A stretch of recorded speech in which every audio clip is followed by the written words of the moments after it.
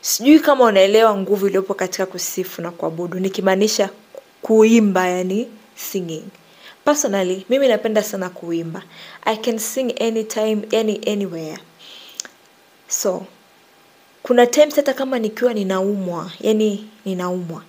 But naweza nika burst into singing mpaka nikasahau kwamba ndo mimi ambaye nilikuwa mgonjwa. Kuna namna sifa kumsifu Mungu kuna kufanya. Hey, okay. Kuna tofauti ya kuimba kwa kuelekea Mungu, yani ile vertical and horizontal. Horizontal si ndio hivi? Vertical ni ile all you praise and all nini ni Mungu tukuzwe, usifiwe, wewe ni mkuu.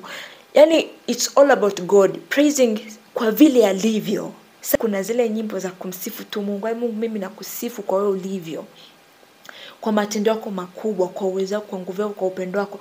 Hey, you see, sometimes waga tunajitahidi kufabricate feelings ili tuone kama tumemsifu Mungu. Yani kumsifu Mungu is not about, au kumwabudu Mungu kupitia nyimbo, what I mean, it doesn't mean kwamba ni how good you feel. No. But it's how genuine your praise is. Unaweza ukakaa unamwabudu Mungu au unamsifu Mungu, usipate hayo mahisia ya ajabu. Ukiwa umekaa unategemea mpaka ujisikie vizuri ndo umpe Mungu, ndo uone kama unamwabudu Mungu au ndo umpe Mungu sifa anazostahili. Ndugu yangu, Mungu work does and that way.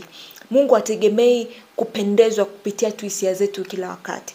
Kuna times hisia zetu kweli zinaweza zikatusaidia, lakini it's not ndo kitu ambacho inatakiwa tu tunakitafuta.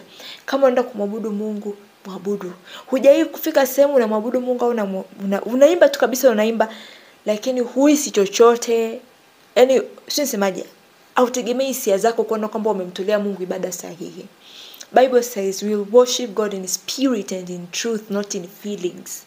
Emotions waga zina fluctuate na emotions zinakuja na kwenda, but the truth remains, what you know about God. Na ndio maana kuna sometimes hata kama you don't feel kama Mungu amekuponya au huisi kama hapo ndani sijui kuna uwepo wa Mungu umetibuka kiasi gani, lakini because tu unamsifu Mungu na kumtukuza Mungu, that is worship. Kuna hii sentence waga tunasema mtu kashusha uwepo wa Mungu. Au Mungu ashuke kutoka wapi? Bible says the Holy Spirit dwells inside of us. But also Bible says kwamba Mungu yuko kila eneo. Sema manifestation au udhihirisho wa Mungu unaweza sio umejiobserve na umekuja katika ile picha ambayo tunataka katika kila eneo. Hapana, ila God is everywhere. Huhitaji kumwambia Mungu shuka mpaka uone unabubujika na machozi ndio uone kama Mungu ameshuka. God is here. Wote ambao tunatakiwa tuwe nacho kama Christians ni kuwa kuwa conscious na presence ya Mungu katika maisha yetu. Kuwa conscious. Yaani Biblia inasema kwamba Mungu yuko karibu kuliko even ngozi zetu. Sio hisia zetu, ngozi. Yaani God is very near with us. So usiwe na ile mentality ya kwamba nataka nimwabudu Mungu mpaka ashuke, yani muone kama anashuka amejitutumua. No. Sometimes Mungu waga haji katika namna ambavyo tunahisi au tunataka yeye aje.